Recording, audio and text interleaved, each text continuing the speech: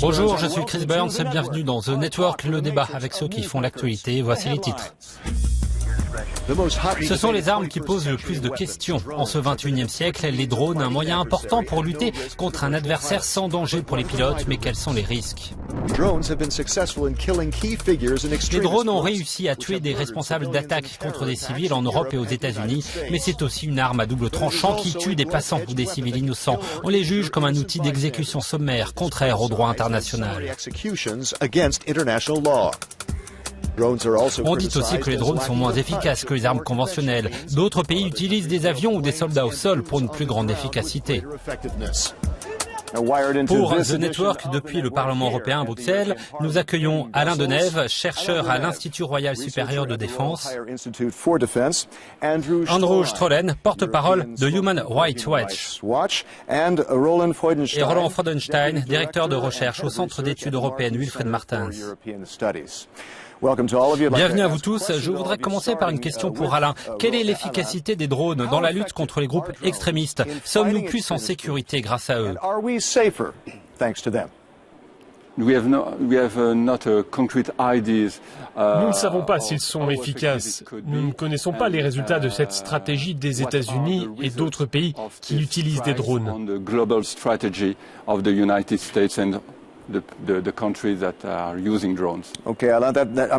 Vous êtes un analyste militaire pour le gouvernement belge, n'est-ce pas? Oui. Andrew, pour Human Rights Watch, comment voyez-vous cela? Les règles de la guerre sont très claires. Il faut distinguer les combattants et les civils. Dans de nombreux cas, des drones ont pu le faire, mais dans d'autres cas, ils ne pouvaient pas les distinguer. Vous avez posé la question, sommes-nous plus en sécurité? Eh bien, cela dépend de qui vous voulez parler. Si vous parlez d'une famille qui vit au Yémen, détruite par une frappe de drone, alors nous ne sommes pas en sécurité. Roland, sommes-nous plus en sécurité? Les drones sont-ils efficaces? Tout d'abord, tout ce que vous pouvez dire contre les drones, vous pouvez le dire à propos de toutes les armes modernes. Maintenant, la question est de savoir si les drones nous ont permis de diminuer le danger d'Al-Qaïda.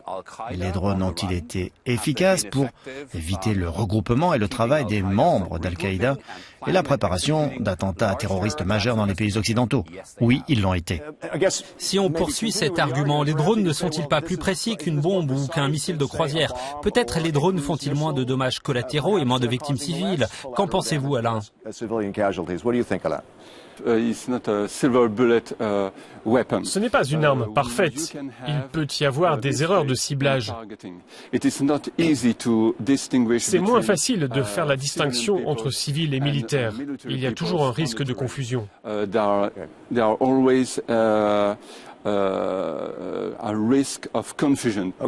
Andrew, pensez-vous que les drones peuvent être plus précis ou non?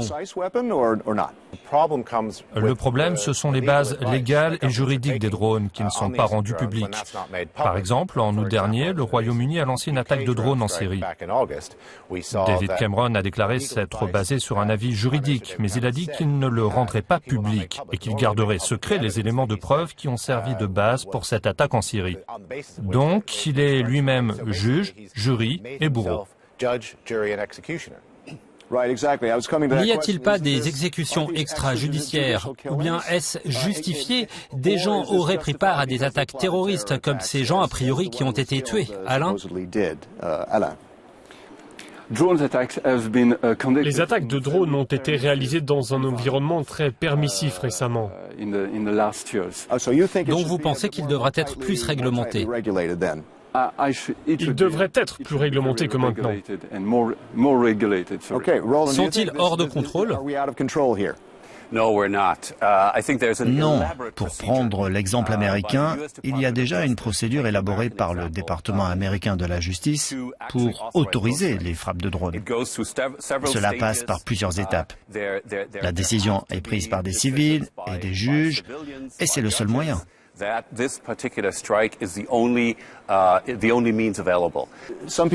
personnes affirment qu'à la place de l'utilisation de ces méthodes aseptisées de la guerre, on devra plutôt aller sur le terrain. Nous devrions envoyer des troupes pour être plus efficaces. Qu'en pensez-vous, Alain?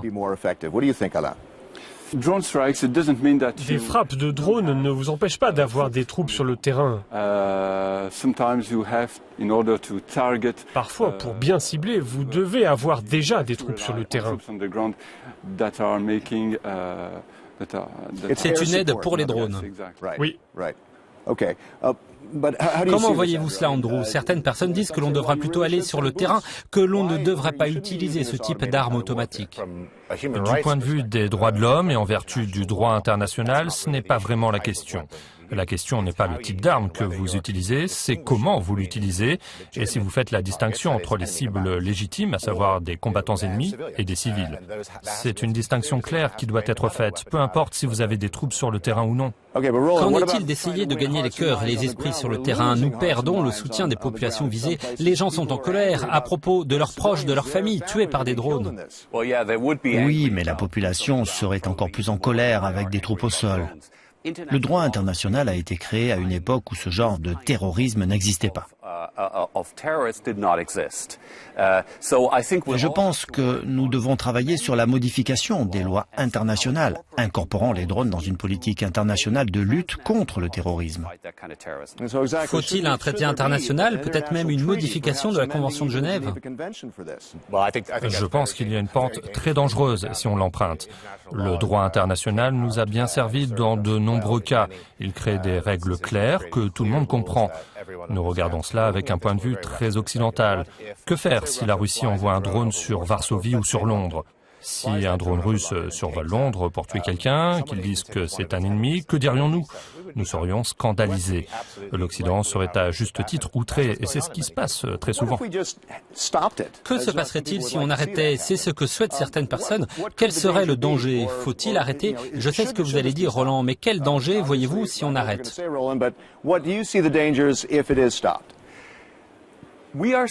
Nous envoyons très loin des hommes et des femmes se battre pour nous. Ces soldats risquent d'avoir une jambe arrachée, traumatisés à vie, ou ils risquent de perdre la vie. Je pense que l'on doit fournir le meilleur équipement possible. Voilà l'urgence. Et voilà pourquoi je ne pense pas que l'on va ou que l'on devrait arrêter d'utiliser des drones. Quel danger voyez-vous, Andrew? Pensez-vous qu'il sera possible d'arrêter tout cela? Mon argument n'est pas de dire qu'il faut arrêter les drones, ce ne serait pas réaliste.